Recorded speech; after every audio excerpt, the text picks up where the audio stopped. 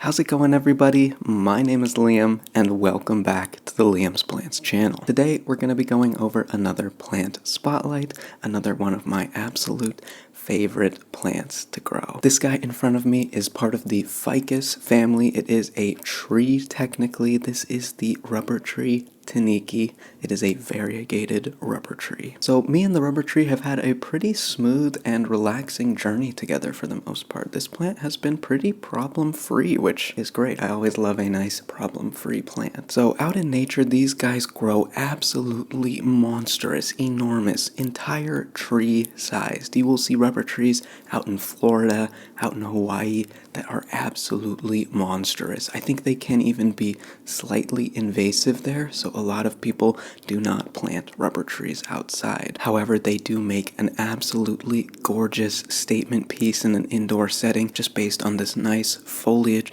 the fact that it grows pretty much straight up, and eventually you can even begin to prune the branches to create a more tree shape, which is my plan for the longevity of this plant. But let's go ahead and take a look at the past before we embark into the future too much. Taking a look here at May 4th, the photo I'm throwing up on screen is the first photo that I did take of this plant, so that probably would have been about a month or two after receiving it. When I did receive this plant, I ordered it online. It came in a pretty small pot. I believe it was a 3 or a 4-inch pot, but these two stems, these are two separate rubber trees, were both planted in that pot, very similar to how they're planted now. Given that this was back when I was just getting into the plant hobby, I didn't know a whole lot about replanting, checking the roots, changing out the soil, so I'm pretty sure all that I did was just take the root ball out of the existing pot, maybe shake off a little bit of extra soil, and just placed it into a slightly, it was probably about an inch larger. I didn't really know a whole lot about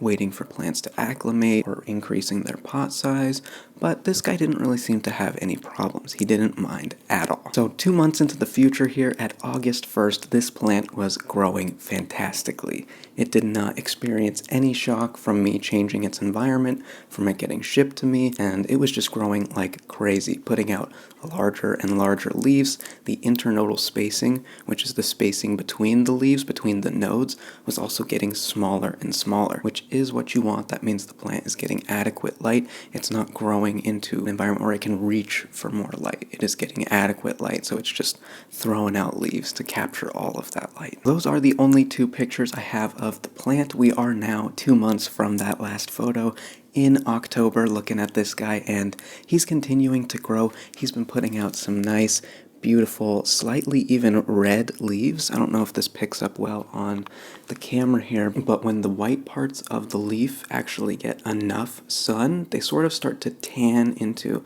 almost a reddish, rubyish, pinkish color, which just sort of like fly traps gain that sort of red color with adequate lighting. A lot of other plants have that ability too. So I'm loving this sort of slightly pinky pattern that we're getting on the leaves here. It is just gorgeous to look at this sort of almost 4-colored plant. And that will get me into a bit of why I absolutely love this plant. First of all, the coloring. I mean, just look at this. This guy's been putting out some immaculate leaves. I mean, there's some half moons in there, which is when half the leaf is white and half the leaf is green. This leaf right here, that's a perfect half moon leaf. You see that white on one side, green on the other. That's kind of a nice, perfect split variegation. Now that we've covered the journey that I've gone through with this plant here, let's talk a little bit about my care, what environment that it lives in, and we'll just sort of get the details onto the table. We'll start with potting soil. This guy, again, was potted when I was pretty new to the hobby, but I had started to experiment and learn with adding additives to the soil to enhance it, give it better aeration and drainage. So I'm pretty sure, if I remember correctly, this guy is probably in about 30% potting soil, 30% leca, 30% orchid bark, and probably some perlite mixed in there. I couldn't give you the exact percentage. It may be closer to like 20, but there's a mix of just some basic components in there, and the plant seems to not mind it at all. It's growing a very large root system, large enough that it's actually starting to circle around the top, not circle, but roots are starting to be visible on the top of the pot, which is new to me. I'm not exactly sure why they're above the pot and not underneath the soil, but I just imagine once I replant it, I'll plant a little bit more soil over the top to cover those exposed roots. If anything, that is telling me that the root system is growing incredibly quickly and incredibly successfully, so this plant may be needing of a repot, but since we're moving into the fall-winter seasons and trees are pretty finicky, I'm probably not even going to bother repotting this guy until the spring. Since rubber trees are part of the ficus family, there are lots of problems people have with ficuses. I personally have not ran into any of those issues. My fiddle-leaf fig, also part of the ficus family, hasn't really had too many issues. A lot of times when people change the environments for ficuses, they can drop leaves very easily, they get agitated, stressed out, and sometimes that can even stunt their growth for months and months and months on end. I'm really not trying to mess with this guy while he is exploding in growth. Next up on the care list would be watering. This guy is a little bit tricky with watering, but I think I finally understand it enough to talk about it and lead you guys in the right direction. For a little while, I did think I was actually overwatering my Tineke, since it is planted in such a small pot and the pot was drying out so quickly because of its large root system.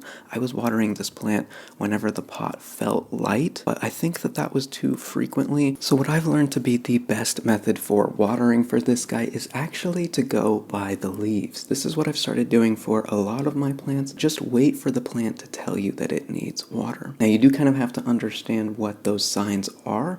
I'll do my best to illustrate that for you guys. But what I do is I just feel the leaves. I did actually water this guy this morning because the leaves were feeling a bit limp, but I just do this little simple test where I'll squish the sides of the leaves in towards each other just very gently. You can sort of feel if the leaf has some give to it, if it's very bendy and flimsy, or if the leaf has some nice strength to it. You can definitely feel that tension and that resistance. It doesn't really want to bend. It stays pretty straight. It's kind of been my new go-to rule for watering this guy. It seems to be working just fine. I haven't noticed any edema. I think this is the only leaf where I did notice a little bit of it, and that's when I really started to change the watering of this plant. Last on the care list would be lighting. These guys are trees out in nature. They're growing outside under the full sun all day. So these guys love sunlight. They may take a little while to acclimate them to full sun or very high sun if you don't have them there already, but if you acclimate them slowly and carefully, these guys will appreciate any amount of light you give them. So I have my Tineke and my fiddle-leaf fig, both ficus trees, under my grow lights with my nepenthes. They all get 12 hours of grow lights, plus whatever natural light is coming in through these south-facing windows. This guy gets pretty blasted with light on a day-to-day basis. Another good way to judge light amounts with variegated plants is based off of the amount of variegation the leaves have. So if the leaves are very, very white, that most likely means they're getting a lot of light. If the leaves are more green, maybe there's just little bits of white kind of on the edges, your plant probably could use a little more light if you really want to see that variegation come through. But remember, out in nature, variegation is not a good thing for the plant.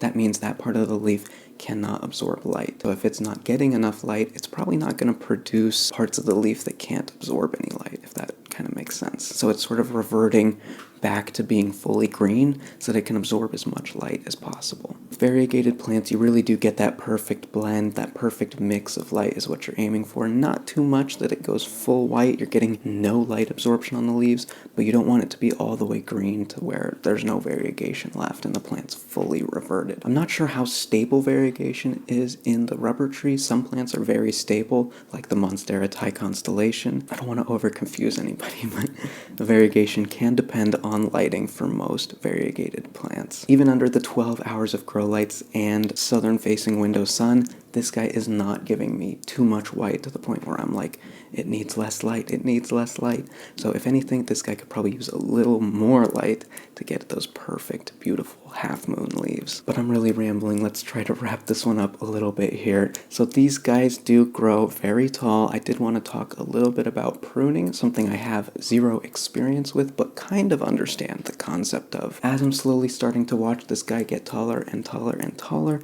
eventually there's going to be a point where I need to cut it. It's either going to reach the ceiling, in which case we're definitely going to have to chop it, or if the plant just gets too tall and you maybe want to start encouraging more of that tree branching shape. Once we maybe double or triple this height here, I'll go ahead and cut it back down like 2/3 and encourage branches there. So that is very far down the road here. These guys are just kind of now reaching their like teenager phase. I would imagine once these guys hit about 3 or 4 feet is when I'm going to plan to chop them. So that is definitely no time in the near future, probably a good bit into next year. One last little cool thing that I've noticed as this plant has continued to mature, it has actually started to create bark on the bottom parts of the stem. Hold it up here so you guys can see a little better. But you see how it's sort of developing that dark brown woody bark? Well, the tree is becoming a tree, and the base of the plant is continuing to get thicker and thicker as it grows, which is great to see. It's fun to watch this turn from a plant into a real tree with bark. So that's about it. This has been the rubber tree Tineke. I hope you guys enjoyed. I do highly recommend getting a rubber tree if you don't have one, even if it's not the variegated one. Get something in the Ficus family, a non-variegated rubber tree, a fiddly fig. They are really fun and a great way to sort of learn about an entire different genus of plants, more of like the trees of the world. It's cool. It's really cool. So that's been it. Thank you guys so much for watching. I really do appreciate it. Be sure to leave any feedback you had on the video down in the comments section below. Other than that, have a wonderful week. I hope your plants get some nice bright sun, and I'll see you all in the next spotlight. Take care. Bye-bye.